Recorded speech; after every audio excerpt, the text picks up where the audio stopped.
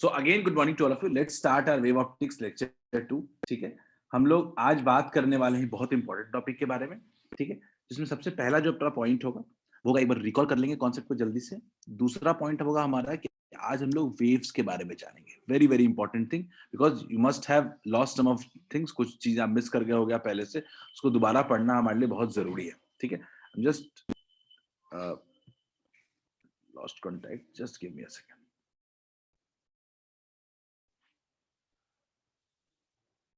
Just give me a second.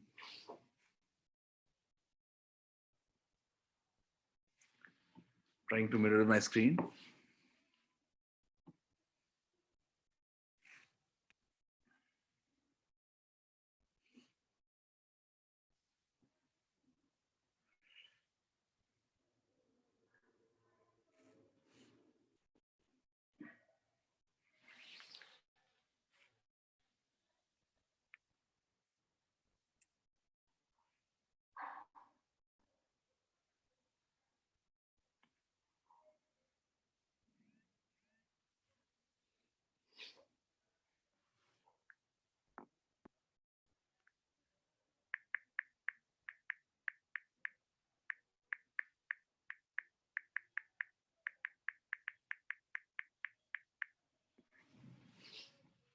चलिए, okay बच्चों, so let's start. This date is 24 Jan और आज हम लोग बात करने वाले हैं। एक तो रिकॉल पहले कर लेते हैं, उसके बाद हम लोग आगे बढ़ते हैं। ठीक है, चलिए सबसे पहले हम लोग बात करते हैं। पहले रिकॉल कर लेते हैं एक बार। लास्ट क्लास में मैंने क्या क्या बताया था। मैंने लास्ट क्लास में शुरुआत किया था वेव फ्रंट से। ठीक है, मैंने सबसे पहले बताया था वेव फ्रंट क्या होता है। ठीक है, वेव फ्रंट के बारे में मैंने बताया था कि बेसिकली एक लोकस है, all the points oscillating in same phase. सारे पॉइंट जो एक फेज में ऑक्सिलेट कर रहे होते हैं, उन सभी का एक तरीके से लोकस है। ठीक है, जैसे मैंने बताया था कि मान लीजिए आपके पास एक पॉइंट सोर्स है, आपके पास just give me a second, just give me a second, I am again losing my screen. I don't know why.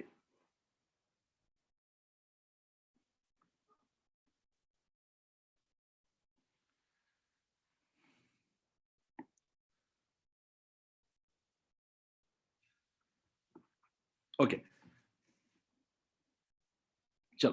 तो हमने लास्ट क्लास में बताया था आपको कि मान लीजिए आपके पास एक पॉइंट सोर्स है, आपके पास एक पॉइंट सोर्स है, और पॉइंट सोर्स से क्या हो रहा है, कई सारे वेव्स निकल रहे हैं, कई सारे वेव्स निकल रहे हैं डिफरेंट डायरेक्शंस में। मैंने बोला था कि बेसिकली वेव फ्रंट क्या होता है, ये locus of all the points oscillating in same phase. ठीक है, ये होता है वेव फ्रंट। इसको वेवलेट्स भी कहते हैं, या वेव का एक छोटा टुकड़ा भी हम लोग कह सकते हैं। क्लियर है, आगे बढ़ते हैं। हमने बताया था लास्ट क्लास में कि हाइजीन के प्रिंसिपल के बारे में बताया था। हाइजीन का पहला प्रिंसिपल था कि हर एक primary wave, her source of light जो होगा वो प्राइमरी वेव फ्रंट जनरेट करेगा।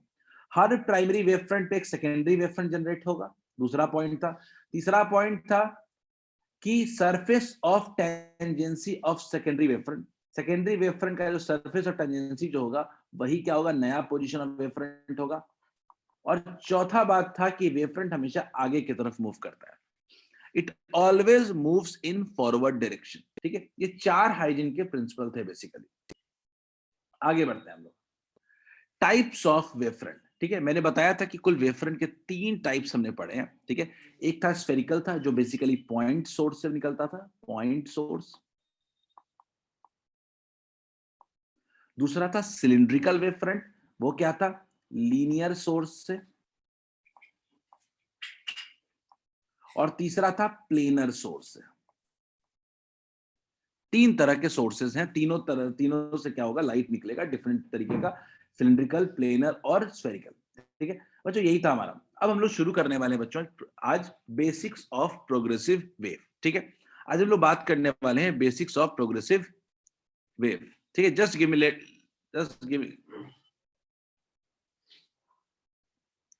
मी 30 सेकेंड्स। लेट एंट्रीज को मैं एक बार अलाउ कर लूं और लास्ट।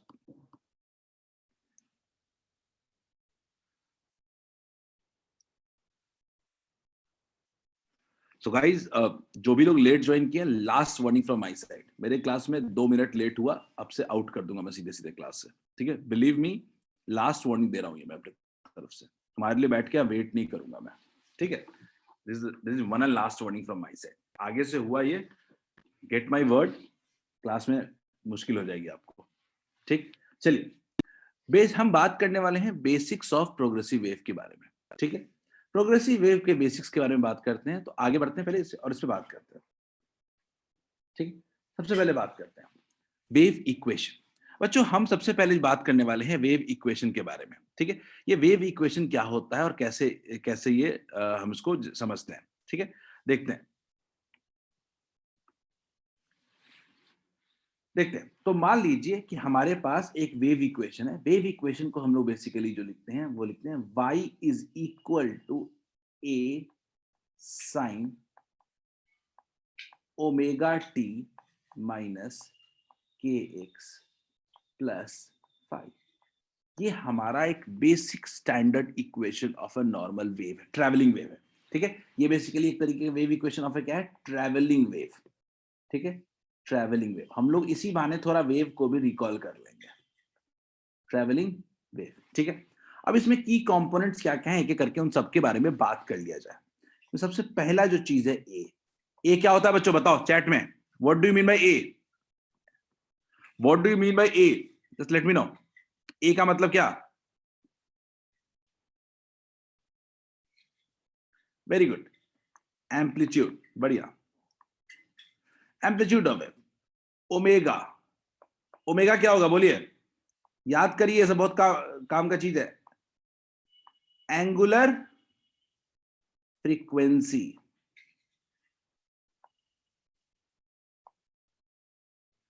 के, एनीवन विद के क्या होगा जल्दी, के का मतलब क्या होगा,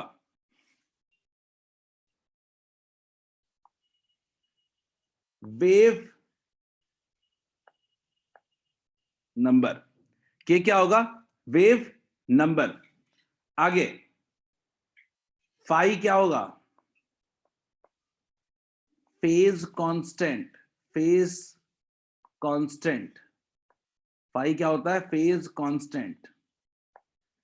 अगर कोई पूछे कि एक्स क्या होगा, एक्स होगा पोजीशन, एक्स क्या होगा, पोजीशन, ठीक। वाई क्या होगा, डिस्प्लेसमेंट फ्रॉम मीन पोजीशन।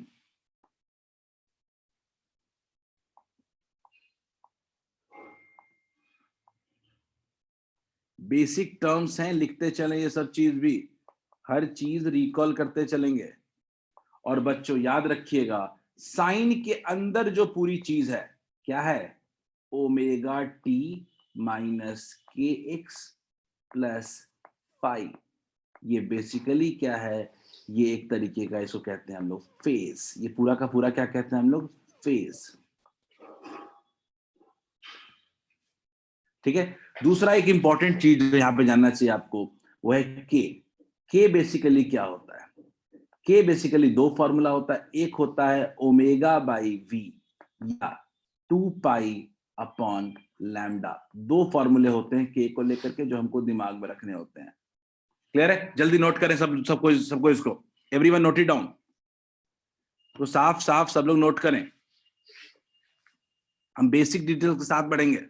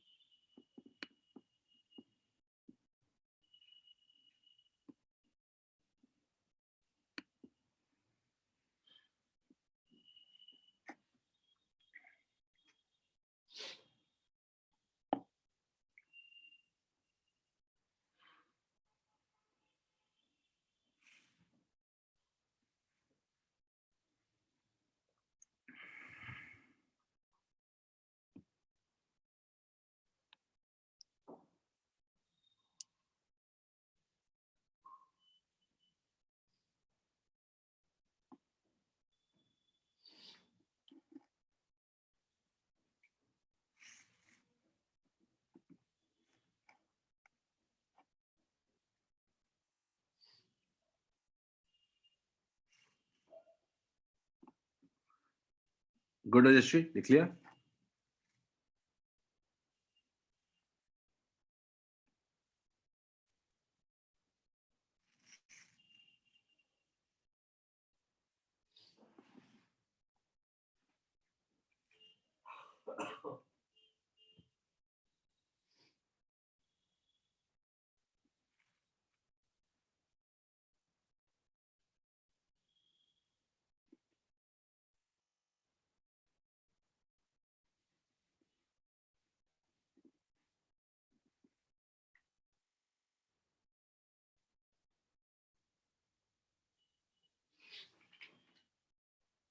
हो गया?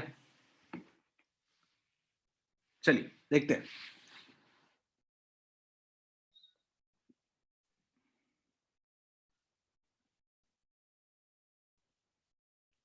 बच्चों वेव के बारे में थोड़ा और जानते हैं।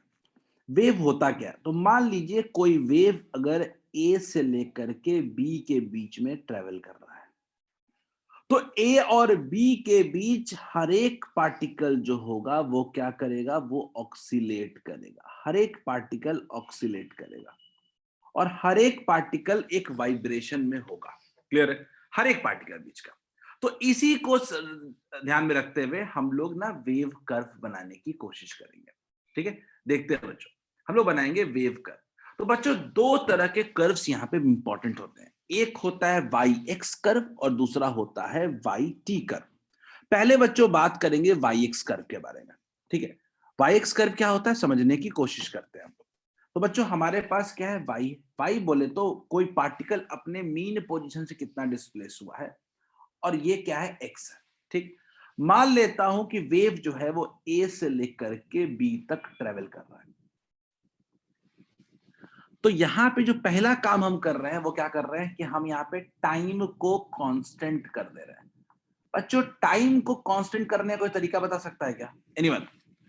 टाइम को कांस्टेंट कैसे कर सकते हैं? Anyone? Can you tell me a method how can we do this? क्या कोई ये तरीका बता सकता है क्या कि टाइम को हम कांस्टेंट कर दें? Any method for it? What is or way for it?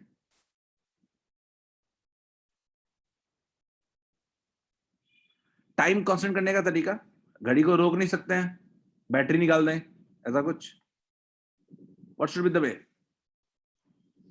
अच्छा मान लो वेव ट्रेवल कर रहा है और मान लो फोटो खींच ले, तो उस फोटो में क्या टाइम कांस्टेंट नहीं रहेगा क्या? फोटो क्लिक करेंगे तो क्या, जब फोटो को क्लिक करेंगे तो क्या उस फोटो में टाइम कांस्टेंट हो जाएगा क्या? तो हमने क्या किया? एक फोटो क्लिक किया। तो जब हमने फोटो क्लिक किया तो हमने देखा कि हर पार्टिकल अपने अपने डिफरेंट डिफरेंट जगहों पे है। हमने देखा कि एक पार्टिकल मान लीजिए यहां है, मीन पोजीशन पे ही है। एक पार्टिकल यहां का पार्टिकल जो है वो कुछ यहां पे गया हुआ है। हमने देखा यहाँ का पार्टिकल को देखा तो ये यहाँ गया हुआ है। हमने देखा ये यहाँ का पार्टिकल यहाँ गया हुआ है, यहाँ का पार्टिकल यहाँ गया हुआ था। हर पार्टिकल अपने अपने मीन पोजीशन से कहीं ना कहीं डिस्प्लेस था। ठीक है, तो ये कर्व कैसा बन गया? हमने सबको पॉइंट को मिला दिया, सारे पॉइंट को मिला दिया और कर्व बना दिया हमने। ठीक, कर्व बना। तो हमने इस वेव कर्व को बनाया, तो इसमें कुछ इंपॉर्टेंट फैक्टर्स है जो हमें जानना चाहिए। ठीक है बच्चों, देखते हैं कुछ इंपॉर्टेंट फैक्टर्स की तरफ बात करते हैं, और ऐसी चीज है जो क्लास 9th में भी आप पढ़ चुके हो, ऐसा कोई नया चीज मैं नहीं बताने वाला हूं। देखते हैं। तो सबसे जो पहला चीज आता है वो आता है क्रेस्ट। क्या नाम सुना है क्या? सब लोगों को बताते हैं, चलो कोई पहली बार तो नहीं सुन रहे हो? क्रेस्ट डेफिनेशन वगैरह नहीं लिखवाने वाला हूं। क्रेस्ट, क्या ये क्लियर है क्या कि ये दोनों को क्या कहते थे? ट्रफ। बढ़िया, याद करो कुछ वेव थोड़ा सा। क्रेस्ट है, ये ट्रफ है। बच्चों अगर याद करो तो दो कॉन्सिक्यूटिव क्रेस्ट के बीच में डिस्टेंस कितना था? दो कॉन्सिक्यूटिव क्रेस्ट के बीच में डिस्टेंस कितना था? क्या दो कॉन्सिक्यूटिव क्रेस्ट के बीच में डिस्टेंस वेवलेंथ होता था क्या? क्या दो कॉन्सिक्यूटिव ट्रफ के बीच में डिस्टेंस वेवलेंथ होता था क्या? बोलिए बच्चों, दो कॉन्सिक्यूटिव क्रेस्ट या दो कॉन्सिक्यूटिव ट्रफ के बीच में ये क्या होता था? लैम्डा क्या होता था? वेवलेंथ। क्लियर है? ठीक है, अब और आगे बढ़ते हैं। ठीक है, अगर मान लीजिए कोई पूछ दे कि एक क्रेस्ट और ट्रफ के बीच की दूरी कितनी होगी, तो क्या बोलेंगे बताओ? क्या वेवलेंथ बाई 2 नहीं होगा क्या? बोलिए। बेसिक बातें कह रहा हूं, कुछ नई चीज नहीं बता रहा हूं। एक क्रेस्ट, दो कंसेक्यूटिव क्रेस्ट के बीच की दूरी वेवलेंथ, दो कंसेक्यूटिव ट्रफ के बीच की दूरी वेवलेंथ, और क्रेस्ट और ट्रफ के बीच की दूरी वेवलेंथ बाई 2। क्लियर है? ये मेरा पूरा का पूरा वेव कर्व है, वाई एक्स कर्व है।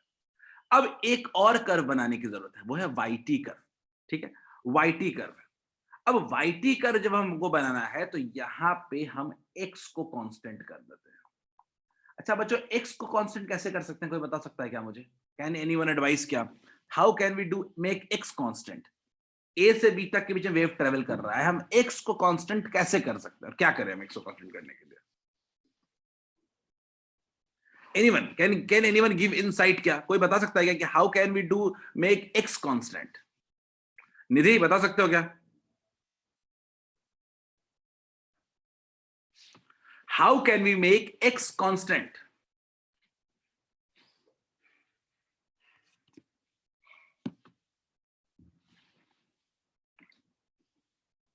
स्टॉपिंग वेव, वेव रुकेगा आदर्श।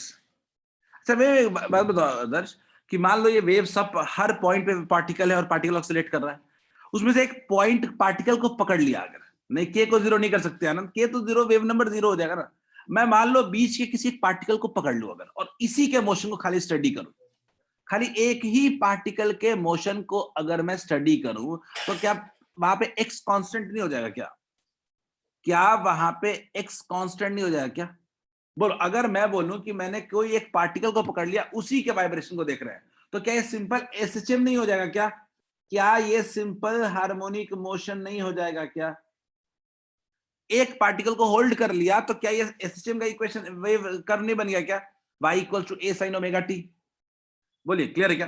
तो हमने एक कर्व ले लिया। अब गौर से देखिए यहाँ पे, तो हम लोग इसमें क्या क्या डिफाइन करते हैं? हम लोग इसमें एक बड़ा इंपॉर्टेंट टर्म डिफाइन करते हैं, वो होता है टाइम पीरियड। टाइम पीरियड, एक साइकिल को करने में जो टाइम लगता है, that is called time period. और इसी टाइम पीरियड से दो बड़ी इंपॉर्टेंट चीजें निकलती हैं। एक निकलता है omega 2 pi by time period, दूसरा निकलता है फ्रीक्वेंसी। और आई वुड से फ्रीक्वेंसी ऐसे भी लिखते हैं। क्लियर है? दो बड़े चीजें यहीं से निकलती हैं। ठीक है, आपको भी पता है कि एक साइकिल जो होता है वो कितने पार्ट में डिवाइड होता है? एक जीरो होता है, ये t/4 होता है, ये t/2 होता है, 3t/4 होता है, और फाइनली t होता है। क्लियर है? एक साइकिल में t टाइम पीरियड में खत्म होता है, और इस पूरे को मिलाकर के फाइनल जो इक्वेशन होता है, velocity equals to frequency into wavelength. That's it. ये सब आप क्लास 8 9 से ही पढ़ रहे हो ये सब चीजें। ठीक है, जल्दी से इस वेव कर्व में कुछ बनाना है तो जल्दी से बना लो, तो हम कुछ बेसिक क्वेश्चंस कर लेंगे वेव को रिकॉल करने के लिए।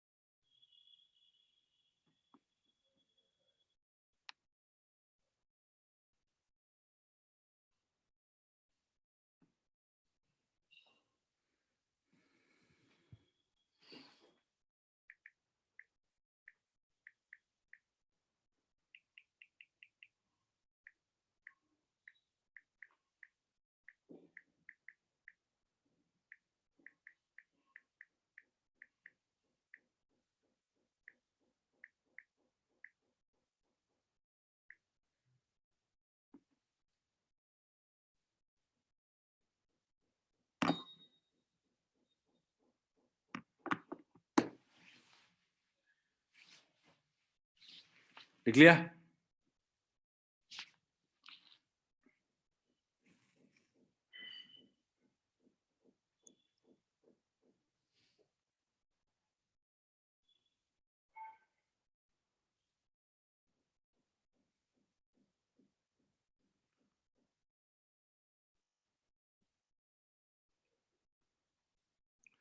एक लास्ट पॉइंट बच्चों बताया था, एक बड़ी बात होती है फेज का। फेज क्या है? Same phase.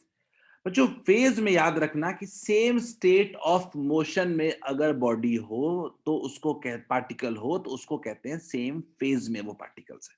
ठीक है, इसको ध्यान रखना। देख लिया सबने? 30 सेकेंड्स मोर।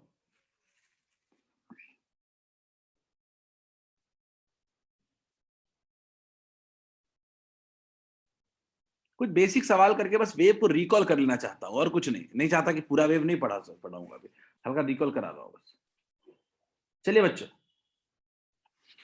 एक क्वेश्चन आपके स्क्रीन पे दिख रहा है। Everyone do this, try this. सब लोग इस क्वेश्चन को करने की कोशिश करें।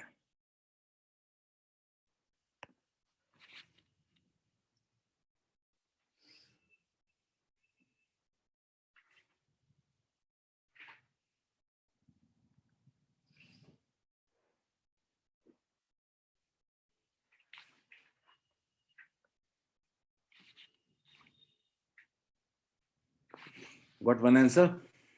Which of the following particles are in same phase?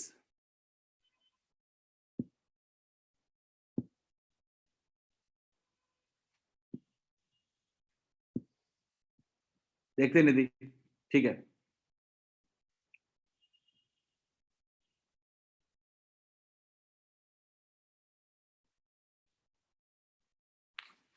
Anjan, Arish, Shivam, आदर्श, आनंद, ठीक है। अनुष्का गलत है।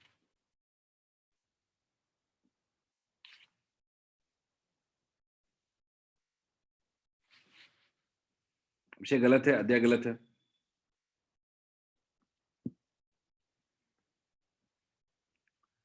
लास्ट 10 सेकंड्स बच्चों। रितेश गलत है। प्राची सही है। वैष्णवी सही है। आकाश गलत है। Last 10 seconds. दिव्यांशु ठीक है। राघवेंद्र गलत है।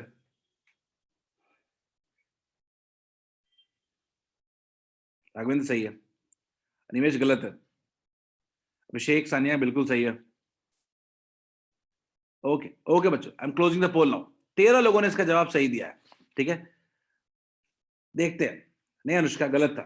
शुरू करते हैं, एक ही करके देखते हैं। अगर मेरे कोई बोले कि ए पॉइंट का सेम फेज कहां होगा, याद रखना सेम फेज हमेशा एक साइकिल के बाद आता है, पहली कंडीशन। तो ए और डी का जो सेम फेज वाला बात होगा वो तो यहां पे होगा। ए का सिमिलैरिटी फेज वाला वो यहां पे होगा। क्लियर है क्या? पहली चीज, एक साइकिल के बाद आएगा। दूसरा, कोई बोले कि बी, बी का कहां पे आएगा, तो बी का क्या आएगा, वो भी एक साइकिल के बाद आएगा। तो बी का तो दिख गया जी। कोई पूछे सी का कहां आएगा, सी का तो यहां हो सकता है। कोई पूछे डी का कहां आएगा, तो वो तो आगे होगा। इज दिस क्लियर क्या? तो क्या सिर्फ एक ही ऑप्शन सही नहीं है क्या? कौन सा है? बी एंड जी। बोलिए बच्चों। हमेशा सेम फेज एक साइकिल के बाद आएगा। सिंपल सा कंडीशन बता रहा हूं। सेम फेज का मतलब फेज डिफरेंस 2 पाई, एक साइकिल का। क्लियर? क्या होगा? बी और जी के बीच में होगा। Is it clear Anushka? Anushka clear है?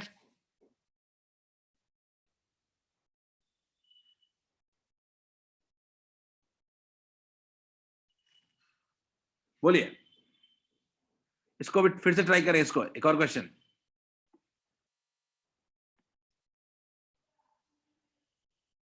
एक और क्वेश्चन ध्यान से।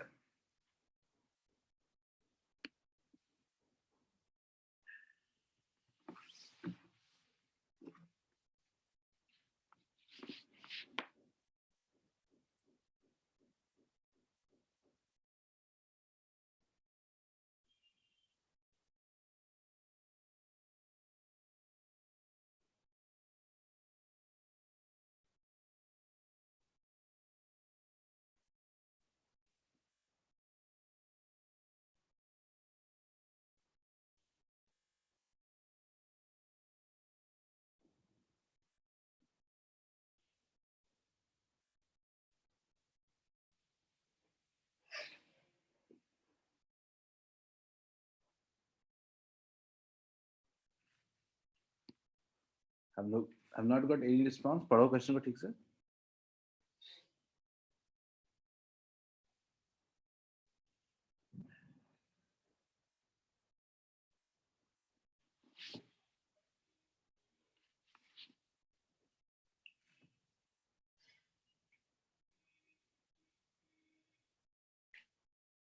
दोनों कर्व है, वाई एक्स भी और वाई टी भी, अभी अभी बताया है मैंने।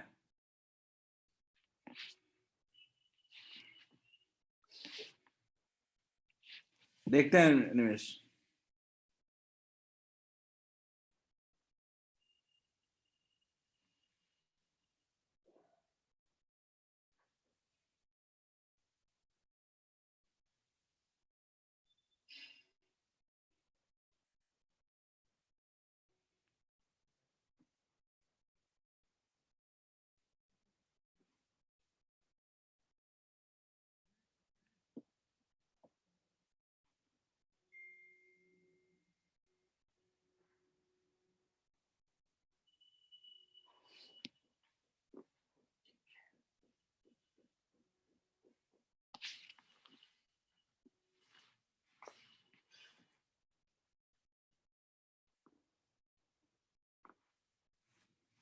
अभी तक कुल मिला के 11 लोगों ने रिस्पॉन्ड किया, आउट ऑफ विच काफी आंसर स्प्लिट है, but still I can say majority going right वे।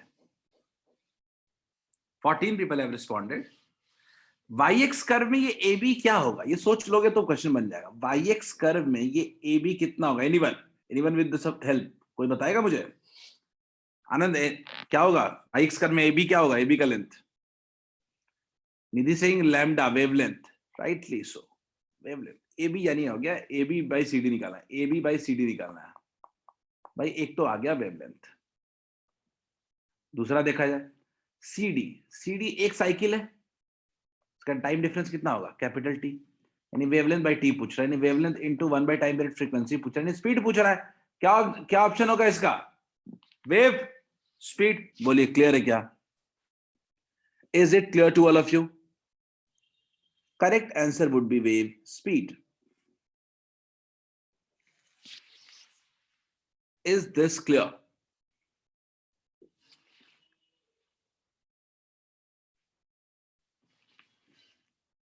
हो गया? ग्रेट, चलिए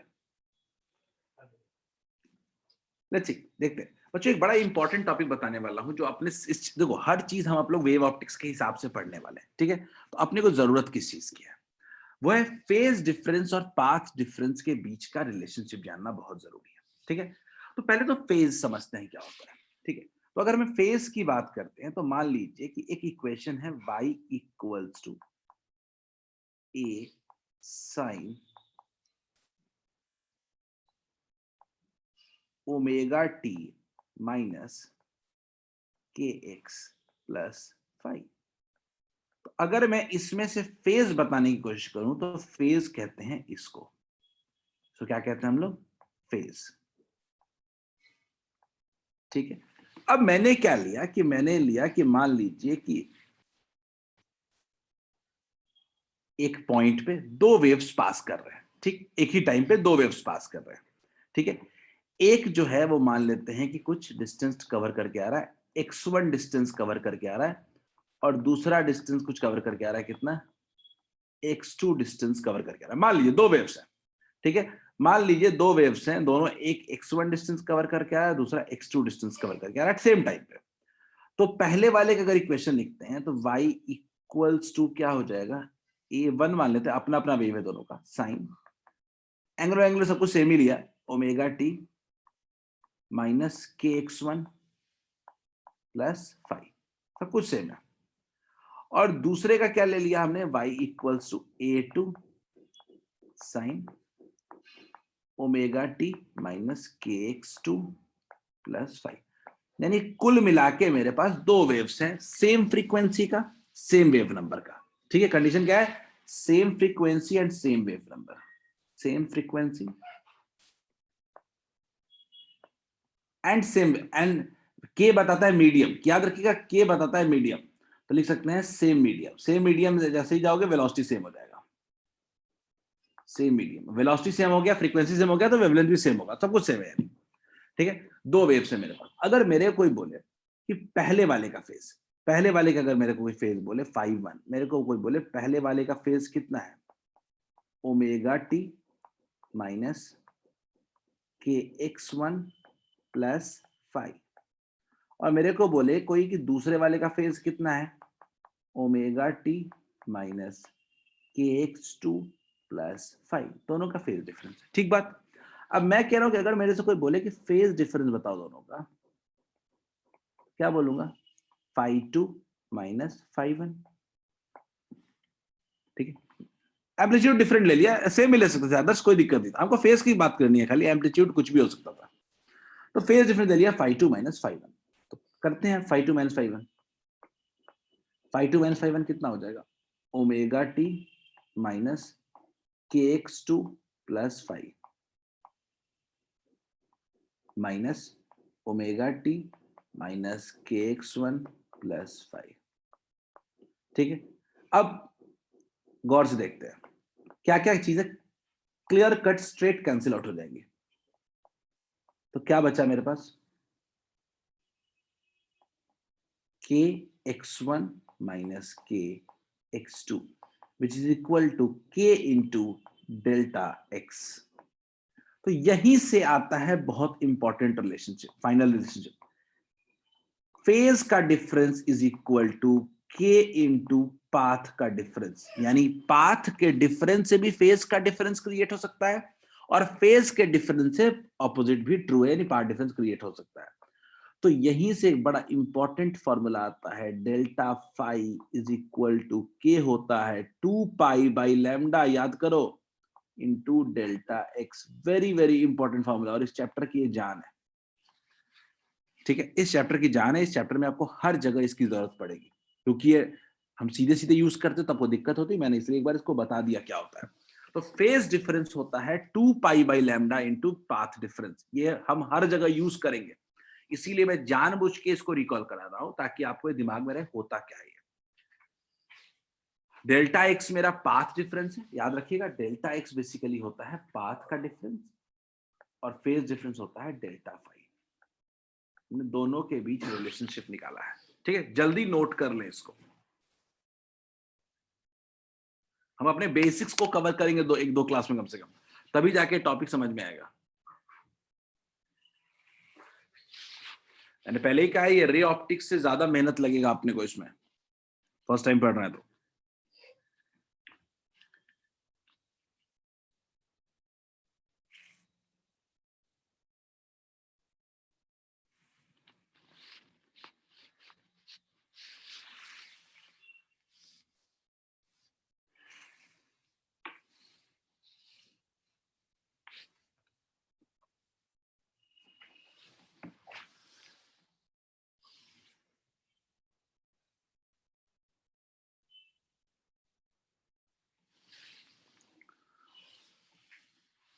सब चीजें पहले की पढ़ी हुई टॉपिक्स हैं।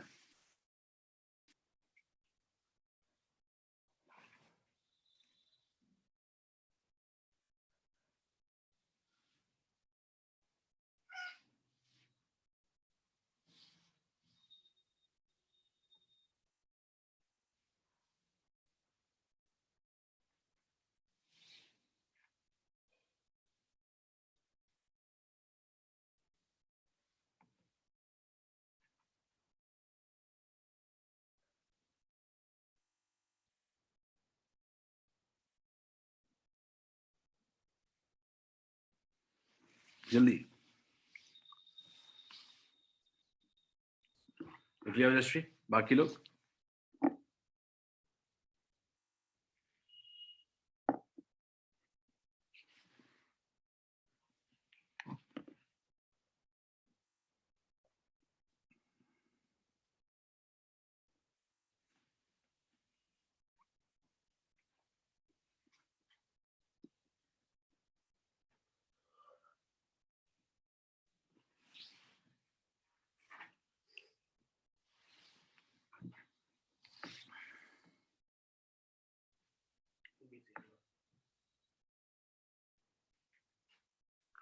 लिख लिया?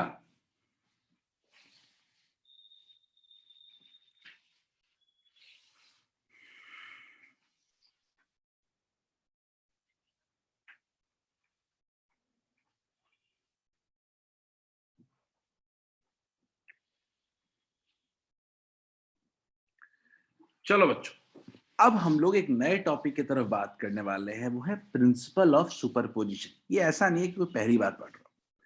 प्रिंसिपल ऑफ सुपरपोजिशन क्या कहता है, समझने की कोशिश करते हैं। ये कहता है कि मान लीजिए किसी एक पॉइंट पे दो वेव्स मिल रहे हैं अगर, तो उस जगह पे जो टोटल डिस्टरबेंस होगा will be equal to sum of individual disturbances. ठीक है, या इसको और क्वालिटी टर्म्स में बोले अगर, तो जो वहां पे जो दोनों जब वेव मिलेंगे एक जगह पे, तो जो फाइनल वेव इक्वेशन होगा वो दोनों का बेसिकली क्या होगा, सम होगा।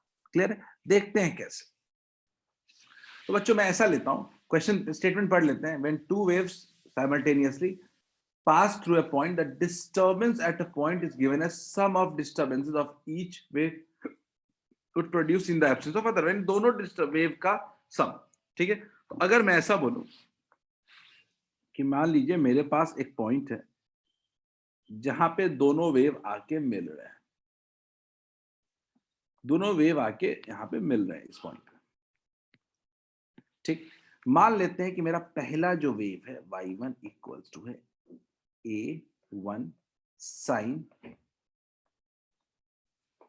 ओमेगा टी माइनस के X, y equals to a1 sine omega T minus के एक्स। एंड दूसरा वाला जो वेव है मेरा वो कुछ है y, वो है कुछ y2 equals to a2 sign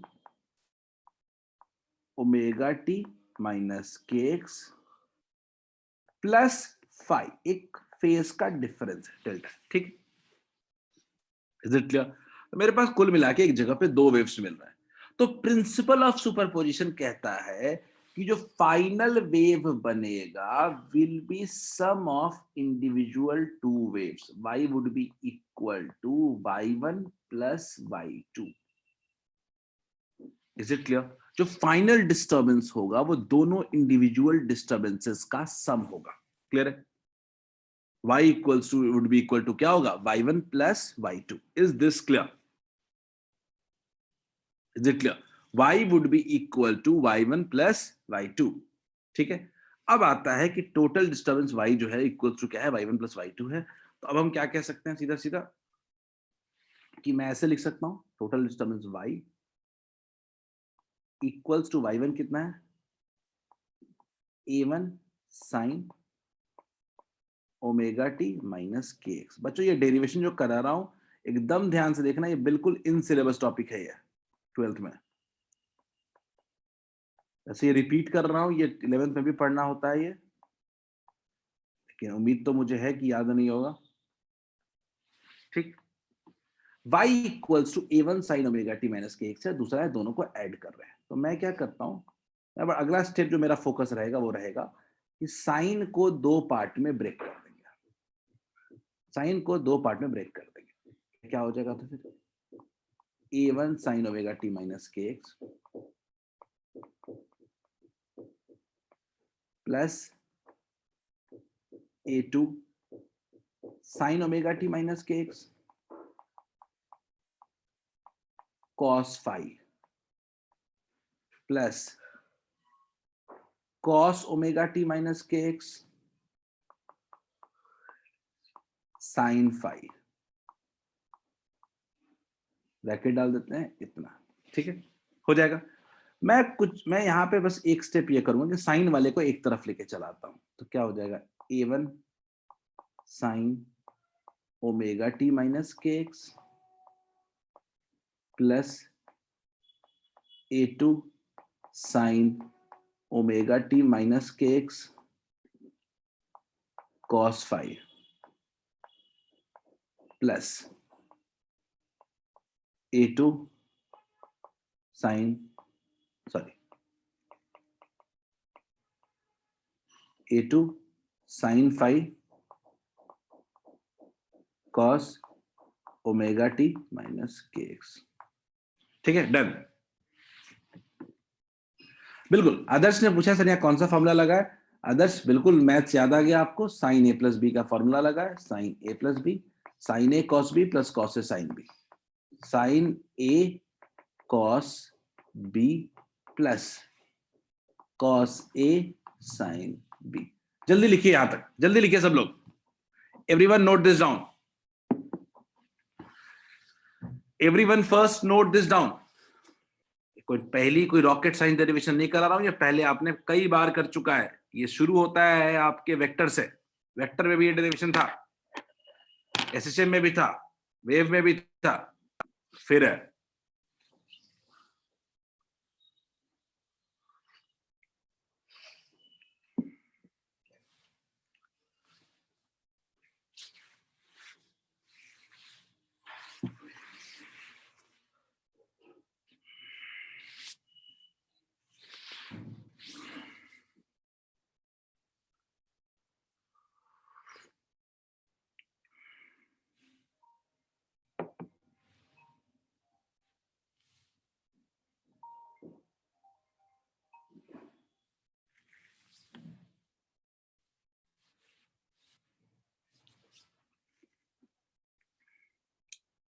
लिख लिया दीक्षा? जल्दी सब लोग नोट करें।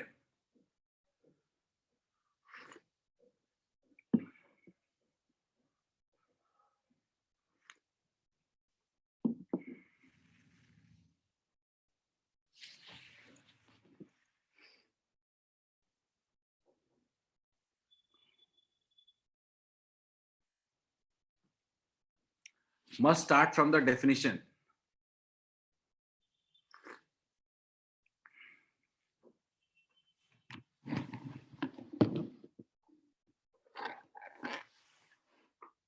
अगला लाइन बिल्कुल क्लियर है।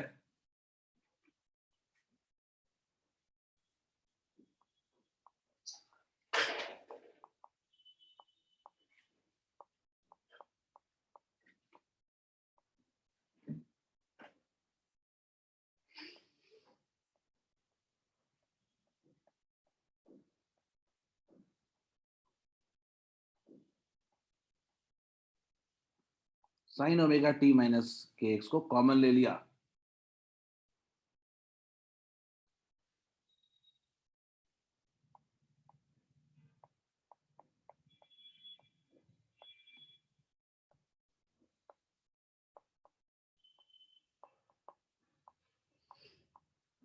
यहां तक कहानी बिल्कुल सेम है। अब कहानी में आएगा ट्विस्ट।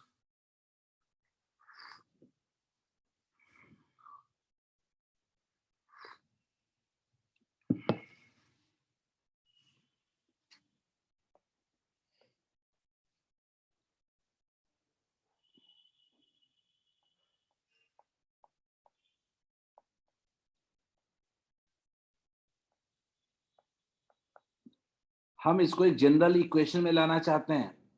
इसके लिए हम इसको एज्यूम करेंगे ए कॉस डेल्टा, इसको एज्यूम करेंगे हम लोग ए कॉस डेल्टा, और A2 साइन फाई को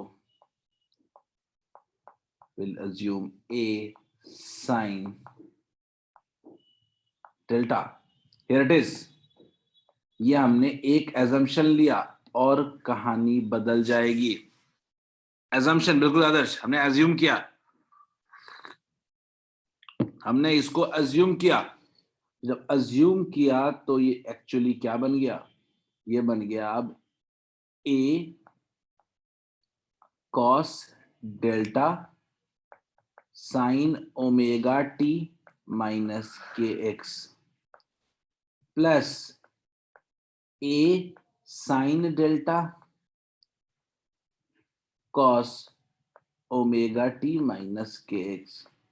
बड़ी प्रैक्टिकल सी चीज है ये। ए को हटा दीजिए, कॉमन ले लीजिए, ए को हटा दीजिए। क्या ये साइन ए प्लस बी का फॉर्मूला नहीं बनता दिख रहा है क्या?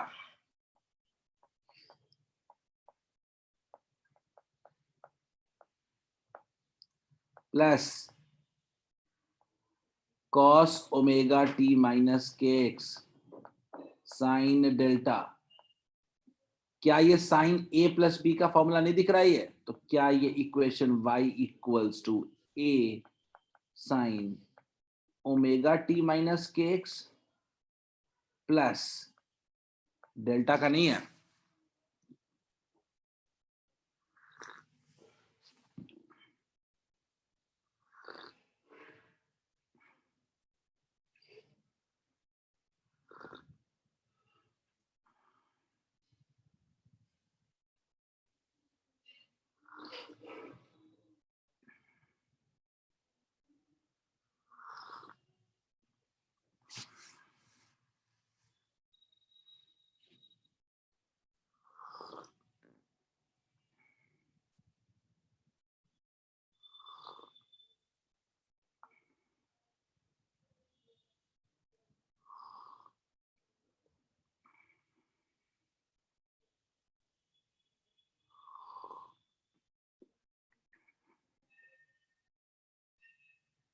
बिल्कुल अनुष्का, एग्जाम में इंपॉर्टेंट है ये।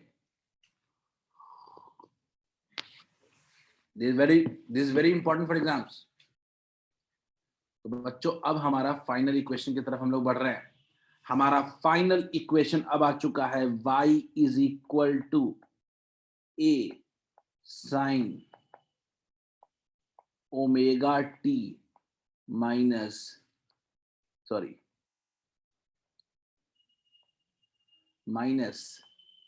के एक्स प्लस डेल्टा। ये हमारा फाइनल इक्वेशन है, लेकिन एक प्रॉब्लम है। दो चीजें ऐसी हैं जो हमको नहीं पता है, और वो दो चीजें क्या हैं? वो दो चीजें हैं,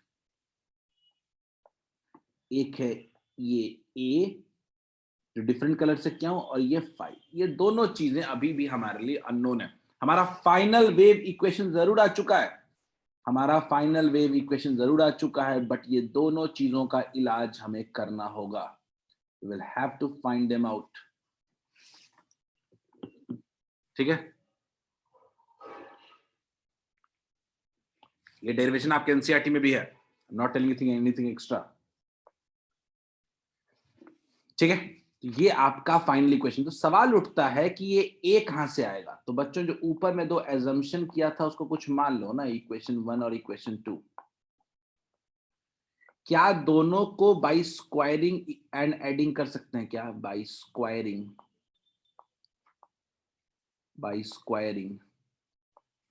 and adding equation 1 and 2। By squaring and adding equation 1 and 2 अगर ऐड करेंगे तो क्या बन जाएगा? A square cos square delta plus A square sine square delta is equal, इधर क्या बच जाएगा? a1 plus a2 cos phi का whole square plus a2 sine phi का होल स्क्वायर। गौर से देखिए, a2 ये पूरा का पूरा क्या बन जाएगा? ए स्क्वायर बन जाएगा। निधि ठीक है, हो जाएगा, सही है, आगे बढ़ कंटिन्यू करें। ये पूरा का पूरा ए स्क्वायर बन जाएगा, और इसके इधर अगर सॉल्व करेंगे तो ये क्या बन जाएगा? a1 का होल स्क्वायर प्लस a2 का whole square cos square phi plus 2a1 a2 cos phi, a plus B का होल स्क्वायर लग जाएगा कॉस फाई प्लस a2 का whole square sine square phi.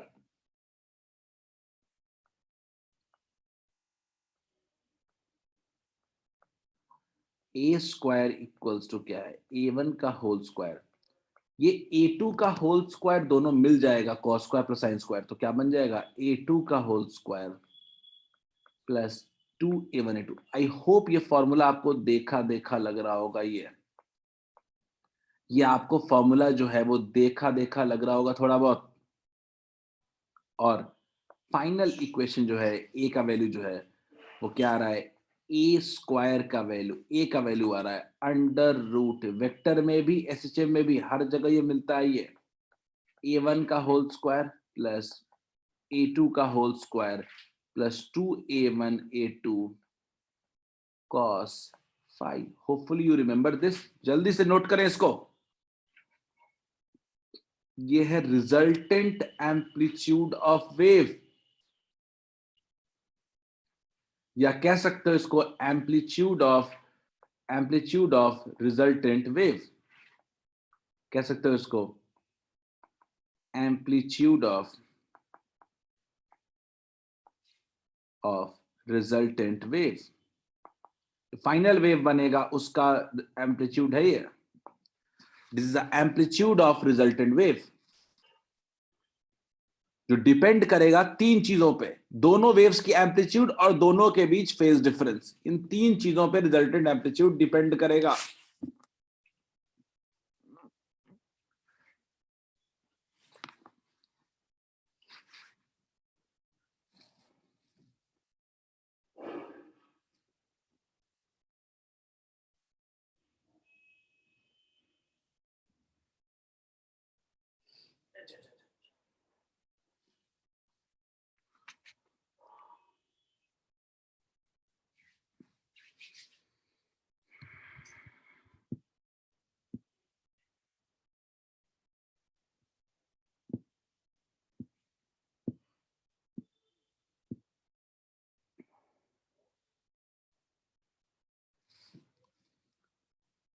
Delta no ना आएगा, Divyanshu delta के लिए आते हैं तो एक ही निकालना, डेल्टा भी निकालेंगे।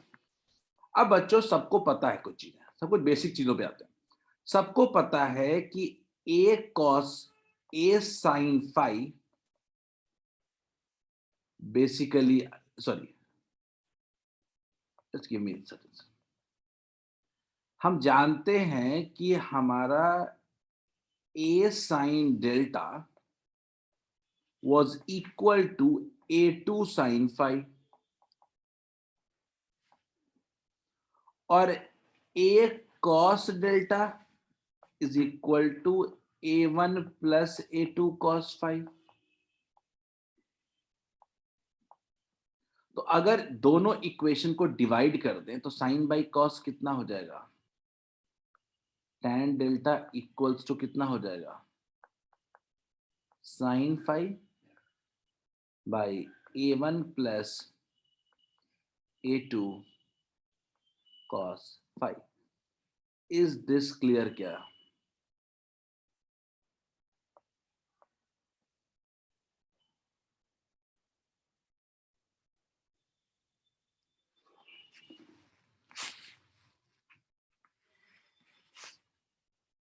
Is it clear?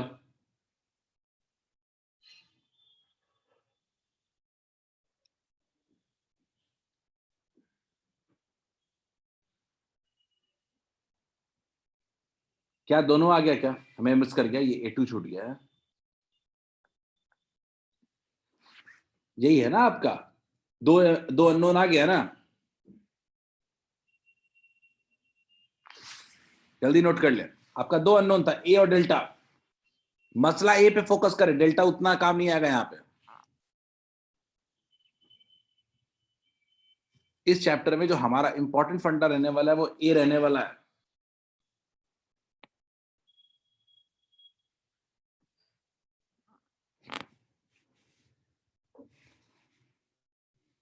जल्दी लिख लें, फोकस फिर ए पे करते हैं।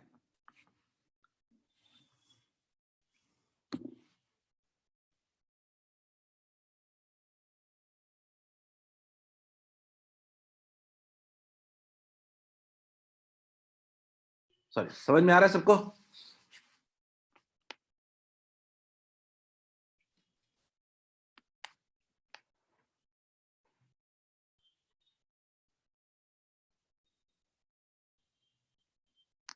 नोट कर लिया, समझ में आया? ये कुछ नया नहीं मैंने बताया है, ये आप पहले भी पढ़ चुके हो, just I am just repeating this. बच्चों अब हमारा फोकस बहुत क्लियर कट एम्पलीट्यूड पे रहेगा, बहुत क्लियर कट एम्पलीट्यूड पे रहेगा। तो हम लोग एक बार एम्पलीट्यूड के फॉर्मूले को देख लेते हैं, ठीक है?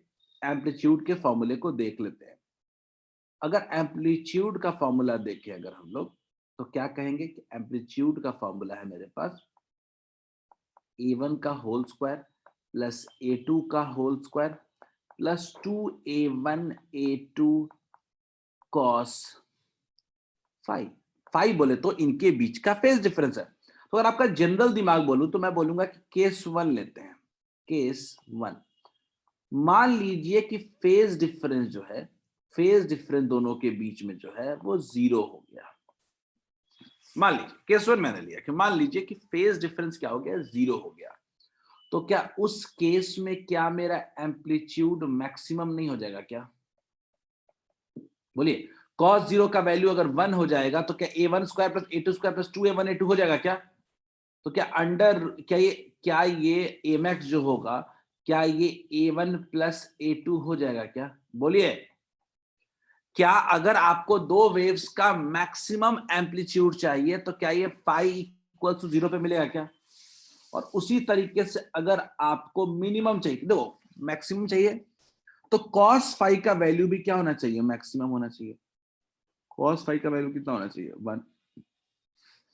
अगर आप केस टू लेते हो, अगर आप केस टू लेते हो जहां पे आपका फाई का वैल्यू कितना है, 180, तो cos फाई का वैल्यू भी कितना होगा, -1। इस केस में क्या आपको एम्पलीट्यूड मिनिमम नहीं मिलेगा क्या? क्या इस केस में आपको मिनिमम एम्पलीट्यूड मिलेगा क्या? A1 minus A2। क्या ये दोनों पॉइंट समझ में आ रहा है क्या? गौर से देखो, पहले केस का एक्सप्लेनेशन दे देता हूं, देख लो। A इक्वल्स टू क्या हो जाएगा, under root A1 square plus A2 square plus 2A1 into A2। Cos five cos zero का वैल्यू कितना हो गया, 1। तो ये एक्चुअली क्या बन रहा है, under root A1 plus A2 का होल स्क्वायर। कैंसिल हो गया, क्या बचा, A1 प्लस क्या हो गया A2। तो ये मैक्सिमम है वैल्यू, मेरा वैल्यू, ठीक है। दूसरा मिनिमम। तीसरा केस एक और लेते हैं, आनंद ने कहा है कि सर एक और केस लेके देख सकते हैं क्या, जब फाइव क्या हो 90 हो। ले लीजिए, क्या दिक्कत है, कोई खास नया चीज नहीं है। केस थ्री ले रहा हूं। इस केस में जब फेज डिफरेंस क्या होगा, 90। जब फेज डिफरेंस 90 होगा उस वक्त ए का वैल्यू कितना होगा, अंडर रूट कॉस 90 का वैल्यू 0 हो जाएगा, A1 स्क्वायर प्लस कितना हो जाएगा, A2 का होल स्क्वायर। मैं कहना यह चाहता हूं कि दोनों के बीच फेज डिफरेंस चेंज होगा तो एम्पलीट्यूड भी चेंज होगा। इज इट क्लियर क्या? रिजल्टेंट एम्पलीट्यूड का वैल्यू डिपेंड कर रहा है कि गिवन वेव के बीच कितना फेज डिफरेंस है। तो अगर हम फेज डिफरेंस को चेंज करेंगे तो एम्पलीट्यूड भी चेंज होगा। क्या इस बात से सब लोग एग्री करते हैं क्या, कि एम्पलीट्यूड जो रिजल्टेंट का होगा it will highly dependent on the phase difference between two waves. 0 पे मैक्सिमम होगा, 180 पे मिनिमम होगा, 90 पे under root A1 square plus A2 का होल स्क्वायर होगा। Is this clear to all of you? Then only will move ahead.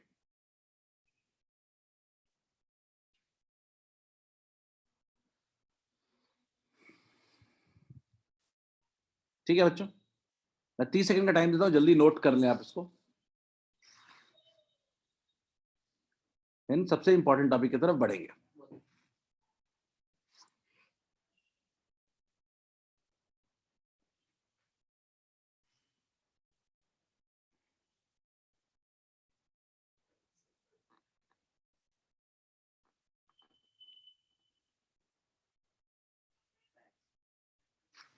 हम सिर्फ इतना चाहते हैं कि अपने बेसिक्स को इतना कवर रखें, जब एक्सपेरिमेंट्स पे आएंगे उस वक्त हमें कोई दिक्कत नहीं आए। चलो बच्चों, हम लोग आ रहे हैं अपने एक टॉपिक पे जिसका नाम है कंस्ट्रक्टिव सुपरपोजिशन। इसी हेडिंग के अंदर रहेगा कंस्ट्रक्टिव सुपरपोजिशन। बच्चों, कंस्ट्रक्टिव सुपरपोजिशन का मतलब समझो क्या होता है। दो वेव्स मिल रहे हैं और ऐसा मिल रहे हैं कि इसका जो रिजल्टेंट एम्पलीट्यूड मिल रहा है, रिजल्टेंट एम्पलीट्यूड जो है वो मैक्सिमम है। यानी व्हाट, यानी वी हैव ए, जो रिजल्टेंट एम्पलीट्यूड है इज मैक्सिमम।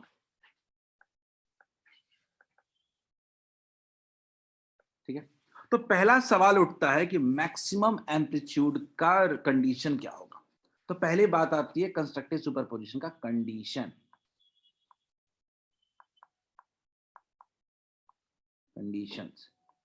कंडीशंस कितना होगा, ठीक है। कंडीशंस होगा आपका कि फाई का वैल्यू मान लीजिए, फाई का वैल्यू कितना हो जाए, 0। फाई का वैल्यू क्या हो जाए, 0, तो क्या होगा, मैक्सिमम मिलेगा। लेकिन फाई का वैल्यू अगर 2 पाई मिले अगर, तो भी मैक्सिमम मिलेगा। फाई का वैल्यू अगर 4 पाई मिले तो भी मैक्सिमा होगा, 6 पाई मिले तो भी मैक्सिमा होगा। तो क्या कह सकते हैं, क्या जनरल कंडीशन कितना हो गया,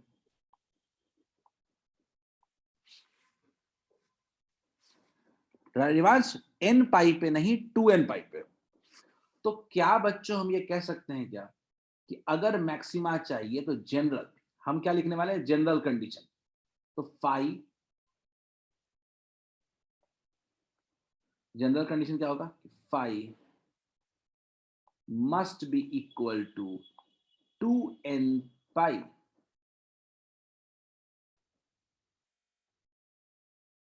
इज इट क्लियर क्या?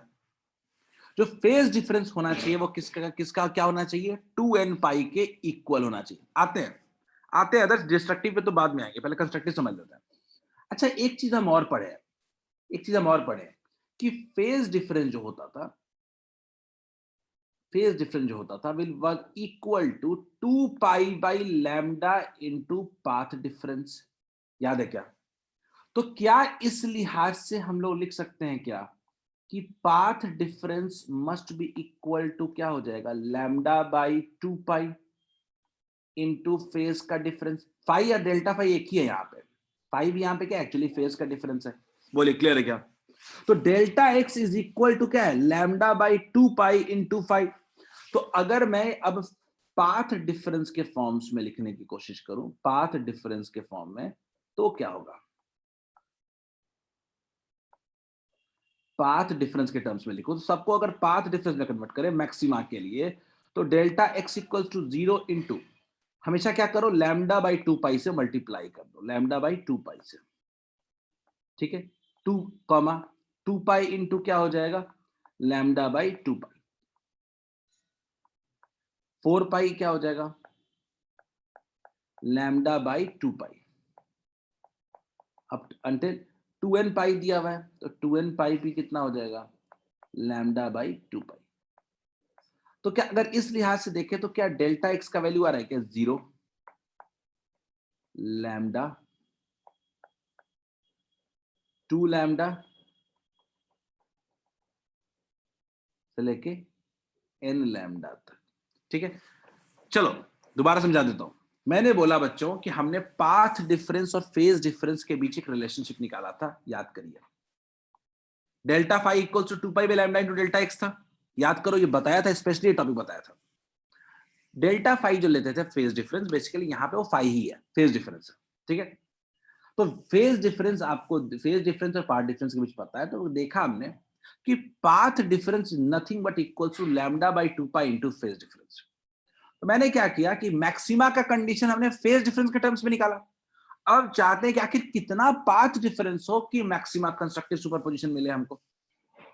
तो हमने क्या किया कि फेज डिफरेंस में लैम्डा बाई 2 पाई को मल्टीप्लाई कर दिया। तो जहां भी फेज डिफरेंस को लैम्डा बाई 2 पाई से मल्टीप्लाई करेंगे तो वो क्या बन जाएगा, पाथ डिफरेंस बन जाएगा। फॉर्मूला ही देख लो, फॉर्मूला क्या है, फेज डिफरेंस में लैम्डा बाई 2 पाई से मल्टीप्लाई करेंगे तो वो पाथ डिफरेंस बन जाएगा।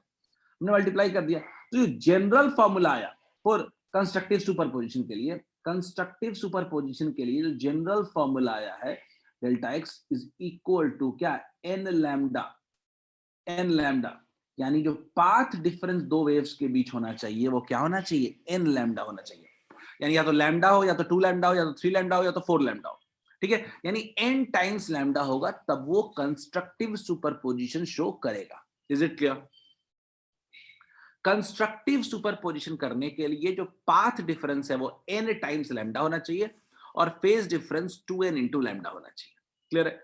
तो यहीं से अब कंडीशन आता है कि एम्पलीट्यूड, कि आखिर इस वक्त एम्पलीट्यूड कितना होगा। वो तो हम पढ़ चुके हैं, अभी कंस्ट्रक्टिव में क्या होगा, मैक्सिमम होगा। एम्पलीट्यूड कितना होगा, एम्पलीट्यूड जो होगा वो क्या होगा, मैक्सिमम होगा। और इस वक्त एम्पलीट्यूड जो होगा वो होगा a1 plus a2। I hope सबको समझ में आ गया होगा, जल्दी लिख लें इसको।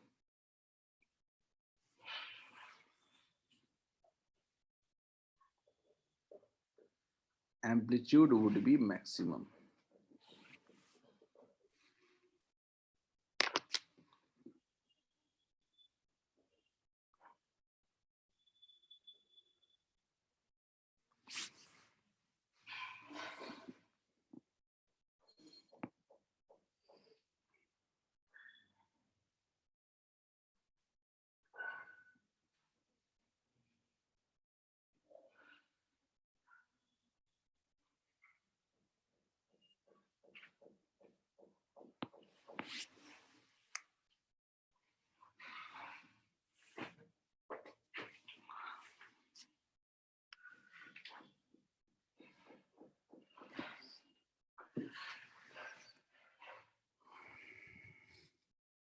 बच्चों जल्दी लिख लो, क्या ये समझ में आया? किसी को डाउट है तो पूछो भी। यानी अगर दो वेव को मिल करके मैक्सिमा बनाना है, मैक्सिमम एम्पलीट्यूड का वेव बनाना है, तो सिंपल सी बात है, सिंपल सी बात है कि दोनों वेव का क्या, दोनों वेव का पाथ डिफरेंस जो होना चाहिए वो एन लैम्डा होना चाहिए और फेज डिफरेंस जो होना चाहिए वो क्या होना चाहिए, 2n पाई होना चाहिए।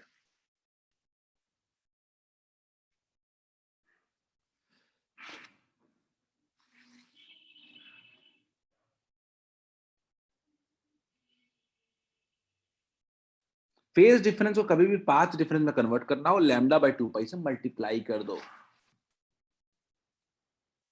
अब ये आदत बन जानी चाहिए, अगले 2-3 क्लास में यही करने वाले हैं खाली हम लोग। और सबसे ज्यादा यूज यहाँ पाथ डिफरेंस करेंगे, ना कि फेज डिफरेंस।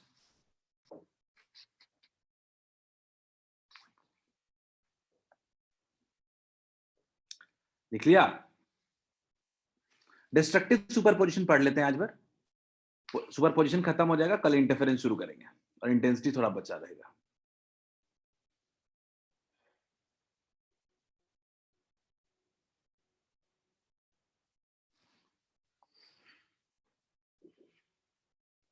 चलो बच्चों, दिव्यांशु ने हैंड रेज किया है,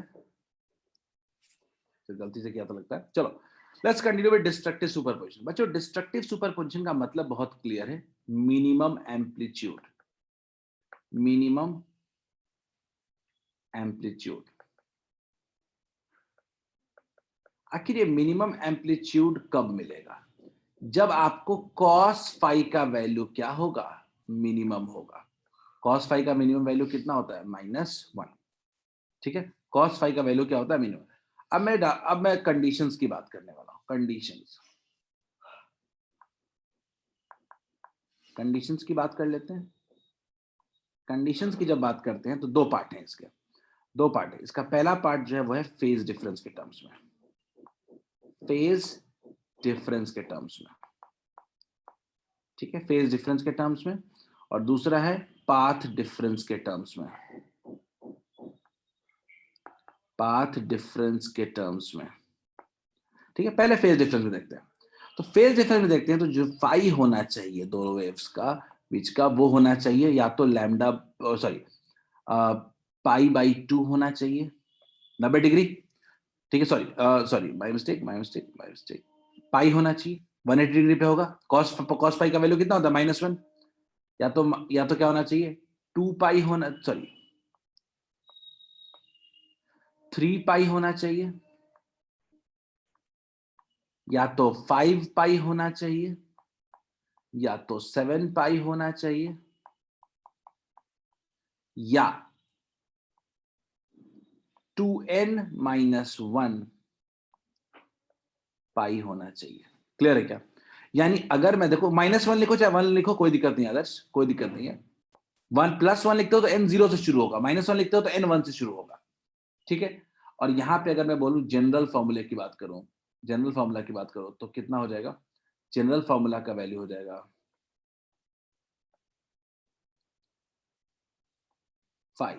फाई इक्वल्स टू 2n-1 पाई। बच्चों याद करना, ये कुछ नहीं है, ये ऑड मल्टीपल्स ऑफ पाई है।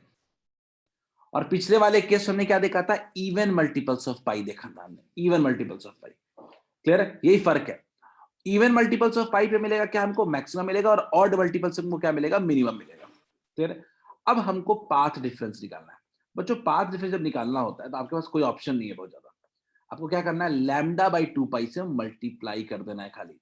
तो डेल्टा एक्स कितना हो जाना चाहिए? पाई को किससे मल्टीप्लाई कर दें? λ/2 पाई से। 3 पाई को भी क्या करेंगे? वही काम करेंगे, λ/2 पाई से। और जनरल फॉर्मूला कितना है मेरा? 2n-1 पाई। उसको भी क्या करेंगे? λ/2 पाई से। तो कुल मिला के जो बन रहा है वो क्या बन रहा है? पाई पाई गया तो क्या बच गया? λ/2, 3 λ/2, 5 λ/2, पाई पाई गया 2n-1 odd multiples of λ/2। Simple सा बात है, ऑड मल्टीपल्स ऑफ λ/2। तो अब इसका जनरल फॉर्मूला अगर लिखने जाए हम लोग, अगर जनरल फॉर्मूला लिखने जाएगा तो क्या लिखेंगे? Delta x is equal to 2n-1 odd multiples of λ/2। याद रखिएगा, मैक्सिमा और मिनिमा के जनरल कंडीशन दिमाग में होने चाहिए। और इसी के साथ हमारा एम्पलीट्यूड की जब हम बात करते हैं, एम्पलीट्यूड तो इट्स वेरी वेरी क्लियर, ये मिनिमम है। और एम्पलीट्यूड मिनिमम जो हो सकता है वो हो सकता है A minimum is equal to A1 - A2। Is this clear to all of you? इसमें मॉड भी लगा देते हैं कि जो भी होगा पॉजिटिव वैल्यू होगा. Is this clear to all of you? क्या सबको ये डिस्ट्रक्टिव सुपरपोजिशन क्लियर है क्या? कंस्ट्रक्टिव के लिए phase difference even multiples of pi, और डिस्ट्रक्टिव के लिए odd multiples of pi. Path difference क्या था? पाथ डिफरेंस वहां पे n लैम्डा था कंस्ट्रक्टिविटी पर, और डिस्ट्रक्टिव में क्या है? Path difference odd multiples of lambda by 2. Is this clear? अगले दिन इसी टॉपिक को हम लोग कंटिन्यू करेंगे.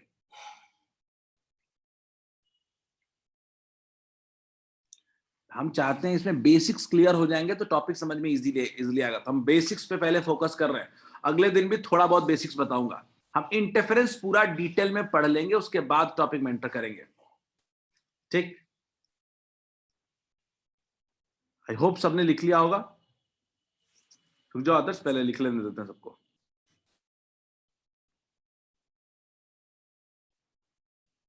फर्स्ट स्लाइड क्या है? फर्स्ट स्लाइड में रिकॉल था, पहले स्लाइड में ये फर्स्ट स्लाइड है. आदर्श,